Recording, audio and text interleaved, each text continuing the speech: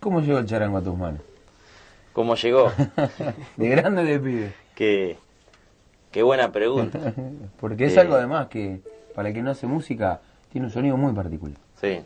La verdad que una historia media rara, porque yo soy nacido y criado en Villa Cañas, y siempre desde mi infancia, desde que tengo uso de razón, mi paisaje fue, yo vivo en la primera calle cuando se llega a Villa Cañas, y el paisaje siempre cuando salía de la vereda siempre fue el campo, ver los mejores atardeceres, incluso en la tapa del disco que he grabado yo, la contratapa, unas fotos que hice yo de los atardeceres de ese lugar. O sea, nada que ver con el paisaje natural de este instrumento. Charango, claro. Cuando hablamos de charango, el instrumento del altiplano, que por ahí si uno agarra los libros, dice que nació en Bolivia, un instrumento boliviano, pues los peruanos dicen que es de Perú, los chilenos dicen que es de Chile. En realidad es un instrumento del altiplano. Yo también coincido que ha nacido en Bolivia. Un instrumento netamente criollo que nace después de la llegada de los españoles. O sea que tiene que ver con esa influencia. Cuando llegaron los españoles acá a América, en Bolivia crearon un instrumento que copiaron, por ejemplo, el charango tiene, a diferencia de la guitarra tiene 6 cuerdas, el charango tiene 10 cuerdas, están ordenadas de a pares, 5 pares. Esa idea de cuerdas dobles se copió de la antigua vihuela de mano, trajeron los españoles, y lo que abundaba en esa zona era tipo lo que acá llamamos el peludo, o la mulita, y entonces hizo con la caparazón ese instrumento, el charango. Entonces nada tiene que ver en mi vida con ese paisaje. Incluso hay gente que me escucha por ahí tocar y me pregunta si alguna vez viajaste al noroeste y te gustó. Es más, el noroeste conocí hace 2 años y yo siempre toqué y aprendí y empecé con el charango y jamás había conocido esa cultura. Sí la conocía por libros, por revistas, por video, toda la música. Y no sé por qué, porque yo no vengo ni de familia de músicos.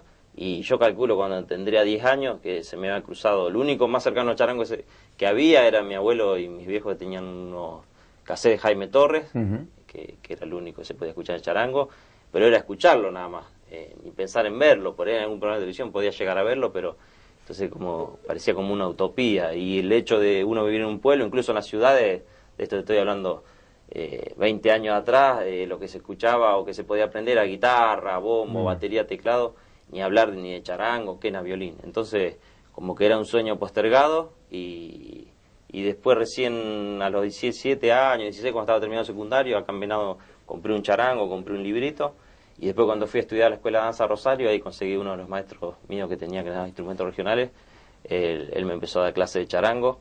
O sea que ahí como que cumplí un sueño que se postergó unos 10 años más o menos. Claro, cerraste un pequeño círculo que tiene que ver con la infancia. Sí, y en realidad dentro de eso yo bailo de los 8 años, siempre fui jugando al fútbol, básquet, esa actividad, y como que estaba rezagado el tema del charango. O sea que en lo último que incursioné fue en la música y ahí cumplí un sueño. El hecho de conseguir un maestro que me enseñe a tocar para mí fue un sueño cumplido.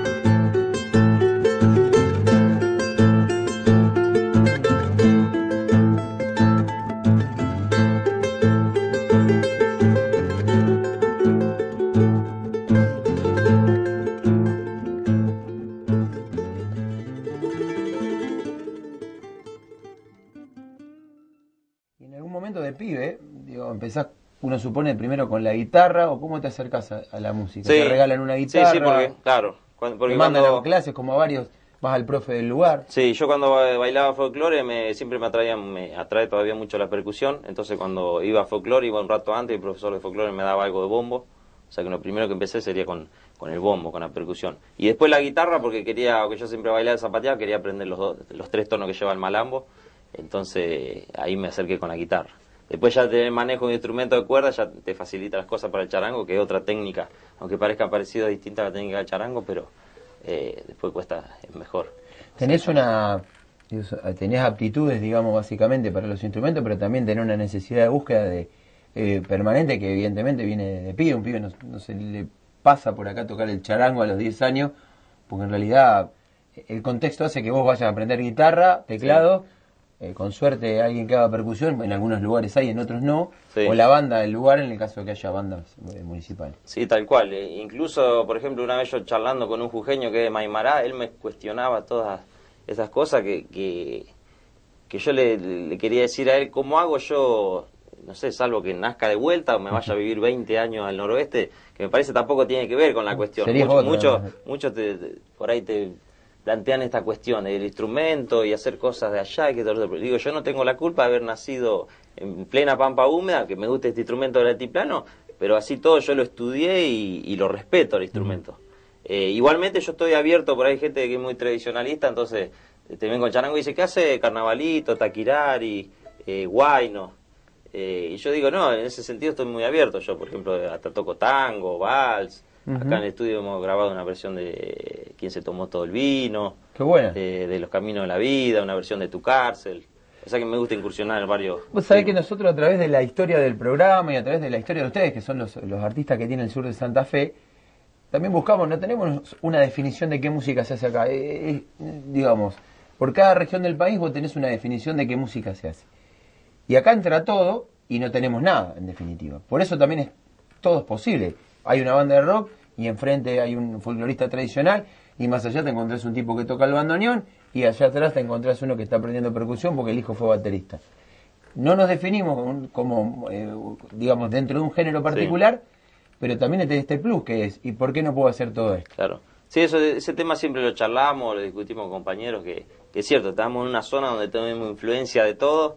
Igualmente el folclore, viste, pasa como que el eje por muchos momentos ha sido la chacarera, viste. Sí. Vos una peña si no tocás una chacarera. Y está casi en relación con la peña y con el público, que la necesita. El público la espera. El músico tiene que tocar la chacarera, sí o sí, en el repertorio, una, después dos, descansa tres, con una claro. samba. Y la gente como que está esperando la chacarera. Es como si no tocás chacarera, viste, no.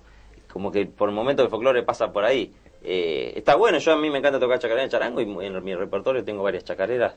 Pero es cierto, vivimos en una zona acá que por ahí si lo vemos como tradicionalmente esta zona, por ahí podemos tocar la pampa húmeda, huella, milonga. Pero no tiene una relación con esto, por lo menos el sur de Santa Fe no hay uno que hace milonga. O por ahí asemejarnos al litoral, porque estamos cerca de Rosario, pero tampoco hay una influencia neta, ¿no? Chi, ¿cómo empezás a armar un grupo? ¿Cómo vas? Porque vamos a ir después avanzando en tu historia y va a tener hasta la posibilidad de cantar en Cosquín. Pero contame un poco cómo arrancaste, qué armaste primero. Y yo cuando empecé con el charango, a los 17, 18 años, justo éramos 4 compañeros que bailábamos juntos, chicos de Venado y conmigo de Cañas, que veníamos bailando de muchos años anteriores juntos. Después yo cuando empecé con el charango, el otro empezó con la guitarra, el otro con el bombo, el otro con la quena.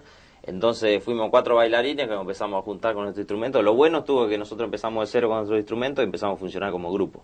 O sea, no había ya un músico formado, armado. Y ahí formamos el grupo Los Soñadores, que está integrado por músicos aquí de Venado y yo de Cañas. Y con ellos ahora el 3 de mayo va a ser 17 años que estamos juntos.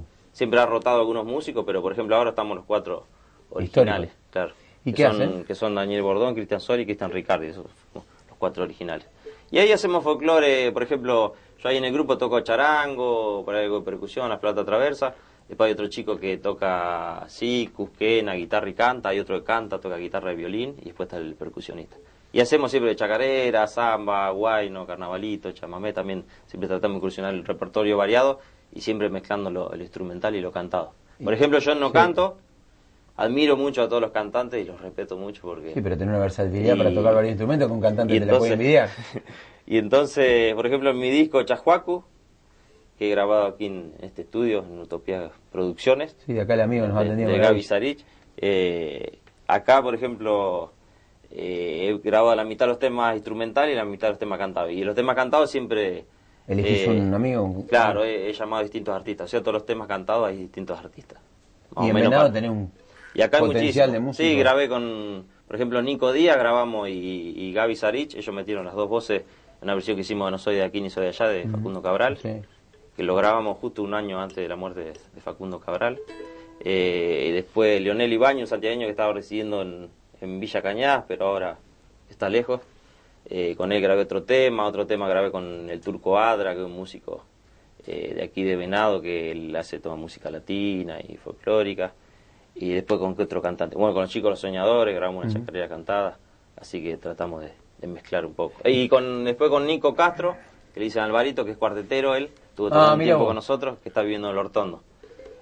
La banda Alvarito se llama. Bueno, con él grabamos una versión de Quién se tomó todo el vino, que ahí como que fusionamos, hay un ritmo boliviano que es el tinku, y tiene la misma acentuación, la misma métrica que el cuarteto. Mirá qué bueno. Entonces yo del charango lo llevé como al tinku, y está bueno por la versión porque suena a tinku y suena a cuarteto también, no deja de ser ninguna de las dos cosas. Esas mezclas son interesantes. Yo lo he visto la vez pasada, a Demi Carabajal venía haciendo una guaracha y puede pasar a la cumbia sin problema. Sí. Esas cosas me parece que también son, por lo menos a los que nos gusta la apertura, digamos, de la música, son fascinantes. Chico, ¿con Los Soñadores recorriste mucho?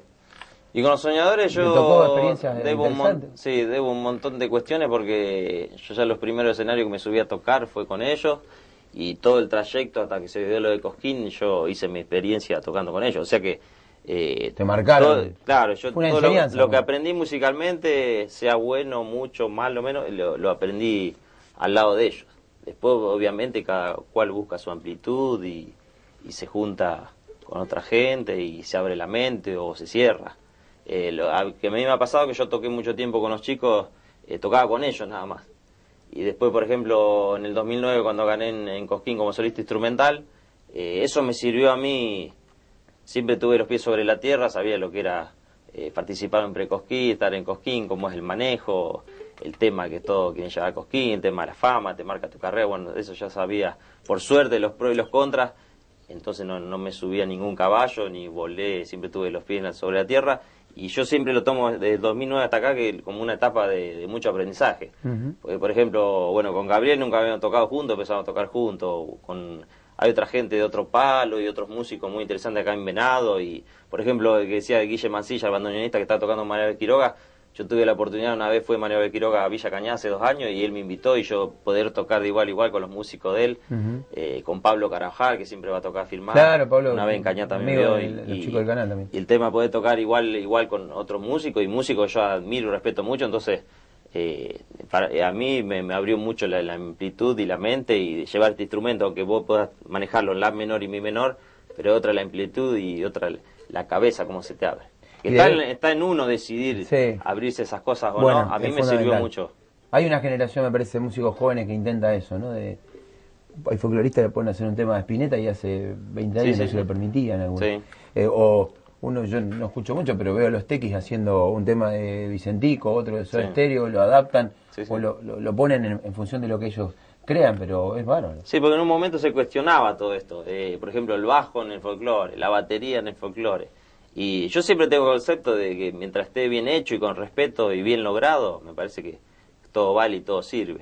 Y lo que hablamos de los ritmos de pasar de la guaracha a la cumbia, todos los ritmos, por ejemplo, la mayoría de los ritmos latinoamericanos, toda la raza negra está impresa, porque vinieron los españoles, dejaron toda la raza negra, está en todos los ritmos, está en el tango, en la milonga, y entonces no podemos obviar eso. Entonces, por ejemplo, uno que yo en la chacarera puede fusionar con el candombe y entra perfecto.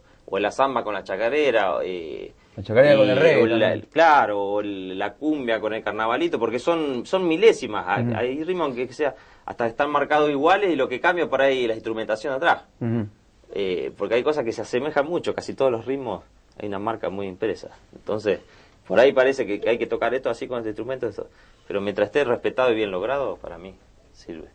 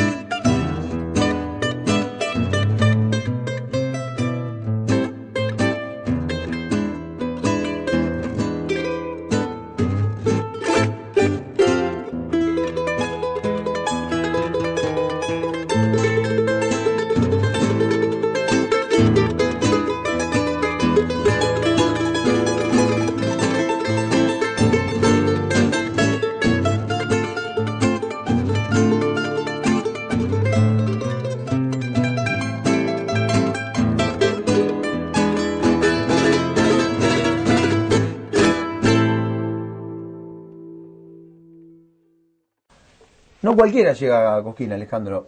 Cualquier músico tiene la mirada puesta en eso, pero sabe que es distante, digamos, difícil. Los pre-Cosquín son el primer paso. Fuiste a un pre-Cosquín y lograste el primer gran paso. Y después de ahí vino todo lo demás, que fue llegar al escenario mayor. Sí. Antes, por ejemplo, yo la primera vez que participé en pre-Cosquín fue en el año 95, me parece. Siempre bailando, zapateando, siempre íbamos a la Sucede de Villa Constitución, varios años así. Después los últimos años iba con el charango, me presentaba su instrumental y zapateaba y probaba. Y bueno, un año fui a... Porque mucha gente dice, oh, fuiste la primera vez y ganaste. Y no, yo la remamos como todo. Hay gente, está bueno, hay gente que llega la primera vez y gana. Y yo he ido a otro pre-Cosquín también, me acuerdo una vez en Marco Juárez, fui acompañé a un compañero a zapatear, llevé el charango y ni clasifiqué a la final y todo, bueno. ¿Y te volviste en un personaje? Sí. Y después de un año fui a Pergamino, gané un guitarrista, yo creo. Al otro año fui otra vez a zapatear, llevé el charango, estaba solo yo. Y gané, bueno. Fui a Cosquín allá, no pasé ni a la final. Al otro año voy a Pergamino, estaba solo. Bueno, gano con el charango. Yo digo, esto me dio ganador porque estaba solo. Te quedan toda esa incertidumbre, claro, viste, que vos decís, me pasaron no porque estaba no solo otra y me o porque me lo merecía, entonces claro. te quedan todas esas dudas. Y después de ese año, el 2009, fui a Cosquín, pasé a la final, ya eso era todo un logro por demás grande. Claro, sí. Muy exhausto, sí, aparte que son más o menos 40 y pico, entre 40 y 50 sucede todos los años, y que sale un solo ganador. Y a mí me tocó la última noche de clasificación, que había sido la única noche que había llovido, se retrasó todo por el tema de la lluvia, se hizo a puertas cerradas, o sea que estábamos nosotros y jurados, toda una situación bastante espantosa, porque no permitían público, todos los artistas se mataban y no había aplauso, nada, era los grillos. Sí, sin feedback, sin ida y vuelta con la gente. Entonces, y después al otro día, estuvo el día lindo, toqué en la final, pasé a la final y después me encontré con un sueño cumplido de ganar el pre-Cosquín. Y eso... Sí. Y esa previa, ese día previo, eso, porque una vez que llegaste, el logro está, pero después es esa adrenalina, porque debe ser inigualable el escenario mayor. Sí, y yo el peor momento lo viví antes de tocar, porque vos parece está todo tranquilo, bueno, gané, después volví yo acá esa semana entre medio que queda, estuve en Cañá, me recibieron... Los afectos, todo el mundo contento. Me recibieron todo por demás de bien, y después volví a Cosquín, yo ese año participé con la delegación de Santa Fe como bailarín, y bueno, pero de la delegación de Santa Fe éramos como 40 entre músicos y bailarines. Bueno, había nervios, pero como que la zafamos. Y el momento de tocar yo fue justo antes, había estado Luis Salinas esa noche, y tocaba antes de Soledad yo, con todo lo que implica Soledad Pastor. Y la expectativa de la gente esperando que venga Soledad, como que venga ya. Entonces toqué justo antes de ella yo, y la sensación que siempre describo, que por ejemplo yo me asomé por el costado, escenario así para ver, y ver todo. Igual uno el escenario, el público lo ve en el pre-Cosquín porque todo se hace en el mismo lugar. Claro. Pero ya el asomarme, ver toda la gente, ahí ya como que yo decía, tenía unos nervios terribles, una situación, no sé, que medio que quería desaparecer en vez de tocar. Trágame entonces y pararme solo en semejante escenario, para cómo me tocó un sábado, el mejor horario posible, a las 12 de la noche. Una noche linda, sin lluvia, estaba soleado, así que el mejor marco. Y bueno, como que la zafé, eso medio que fue entre emoción, alegría. Dos temas. Fue entre emoción, alegría y miedo y temor, todo unas mezclas tremendas, esos 8 minutos. Que me acuerdo yo entre medio, me acuerdo que hablé unas palabras por ahí, y me acuerdo que yo siempre digo en el negocio de Cosquín, ¿viste? A mí me acuerdo que atrás del telón me apuraban, dale, apurate. Claro, yo otra vez hablaba con mucha gente, por ejemplo, en Cosquín mucha gente dice, hay gente que paga para tocar, el negocio, el negocio estuvo siempre y estuvo y creo que va a seguir estando. Pero paralelo a eso... Claro, y nosotros decíamos, por ejemplo, que muchas veces también se contradice el tema del pre-Cosquín con el Cosquín, porque en el pre-Cosquín se busca un nivel de artista y una competencia de jurado, y difiere totalmente con lo que después se ve en la televisión en Cosquín, eso que está a la vista. Y yo decía que el tema del pre-Cosquín está bueno, todos buscan el pre-Cosquín la forma de llegar al escenario mayor. Que muchos años yo, como muchos artistas, este año también, que siempre el pase tocar el Cosquín mayor y salir en horario televisivo. Y hay muchos artistas que los han mandado, incluso este año ganador del pre-Cosquín, un ballet excelente que ganó de Sucede de la Matanza, este año lo mandaron a las 4:30 de la mañana. Y cosa que no lo vea nadie. Claro, entonces hay cuestiones de manejo. Y yo decía la otra vez que, por ejemplo, los ganadores del pre-Cosquín en un espacio son 8 minutos que quita el negocio del Cosquín. Yo siempre lo veo así. Porque ellos a lo mejor pueden meter un grupo que les paguen, no sé, 20.000, 30.000, 50.000 pesos en esos 8 minutos por 2 temas, y un ganador del Precosquín le está robando ese negocio, porque nosotros fuimos, ganamos en buena ley, no pusimos plata, nada, entonces es como que son 8 minutos de negocio, yo lo veo así. Sí, pero sería bueno es bueno todavía que siga eso, porque eso es el espíritu de Cosquín. Sí, tal cual. Y atrás de bambalinas, en la previa, ¿te cruzaste a alguien que te metió más nervio? Mirá con quién estoy al lado.